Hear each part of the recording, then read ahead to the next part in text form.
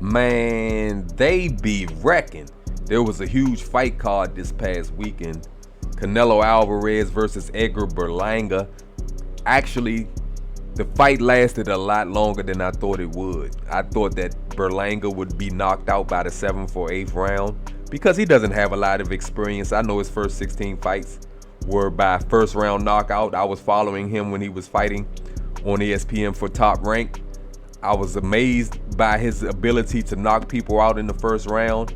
But after the 16 knockouts in the first round, his 17th fight, he didn't look too good.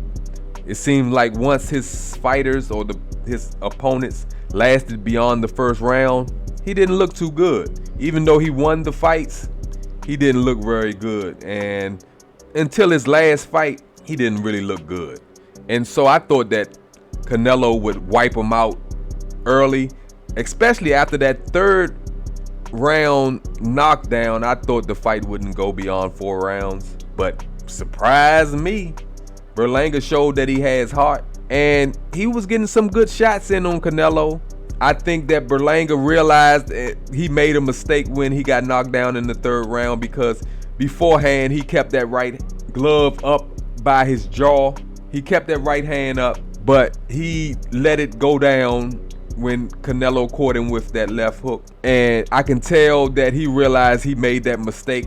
They had been training for that left hook from Canelo, and he didn't make that mistake for the rest of the night. So Canelo would try that left hook, but it kept finding glove rather than jaw. So I think that it was a good fight overall, but it was still a dominating win by Canelo. I think Canelo got hit too much. His face showed that. But Berlanga actually had what they call a moral victory, I think, by lasting the distance. And I think, really, I'm looking forward to see Berlanga fight someone like Caleb Plant next. I would think that that would be a good fight to see. And so I'm looking forward to seeing a fight like that. What's next for Canelo? I don't know. He might do his cherry picking again. You know, that's what Canelo does. He's a good fighter. He's a great fighter. He's a Hall of Fame fighter. He's arguably, between him and Chavez, the greatest Mexican fighter of all time. But he keeps cherry picking. I think Chavez clearly is the greatest Mexican fighter of all time so far. But we still have one who's active, who has that potential to be. But he can't keep cherry picking his fights like he's doing.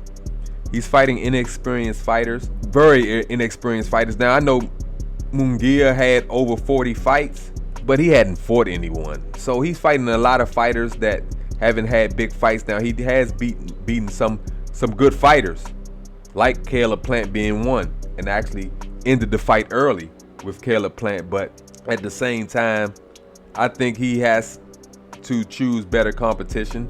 There's better competition out there for him, more experienced fighters. And I think that if he wants to submit himself as the greatest Mexican fighter of all time, he need to fight David Benavidez. There's no question about that. But there were some other good fights on the card. I think the Caleb Plant fight was the most entertaining fight.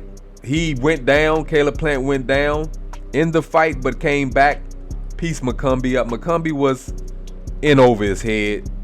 You can tell, I mean, he was showing out early in the fight, but Caleb Plant, as time went on, began to piece him up and got him out of there. It was over with. Rolly Romero didn't look good. His defense, some trash. He's not a good fighter. He's an overrated fighter. He's entertaining with his mouth. And I think that he gets a lot of fans with his mouth. People want to see him fight because of his mouth. Even I want to see him fight because of his mouth. And it seems like fighters who lose to Tank tends to, I don't know, they get elevated for some reason. And Rolly is one of them. But he's not a good fighter. I think any good fighters at his weight class will more than likely knock him out. Even those fighters who don't really have a powerful punch will knock him out because they will catch him, time him. He's easy to time. His punches, you can see them coming. He's not really that good of a fighter. The Danny Garcia fight, he lost to Elislandy Lara. I think that Lara won every single round. I think Danny, it's time for him to retire. He didn't look too good.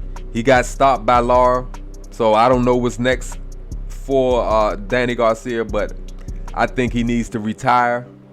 And you know it was a huge fight card when a former unified super bantamweight world champion was on the prelims. He didn't even make it to the main card, and that is Stephen Fulton fighting Castro. I think that it was a good fight.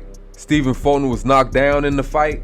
I know he hasn't fought in a while. He was a little rusty, but he was fighting quote unquote lesser competition, and he was put to the canvas for the third time in his career. But I think he won the fight. It was a clear win for him.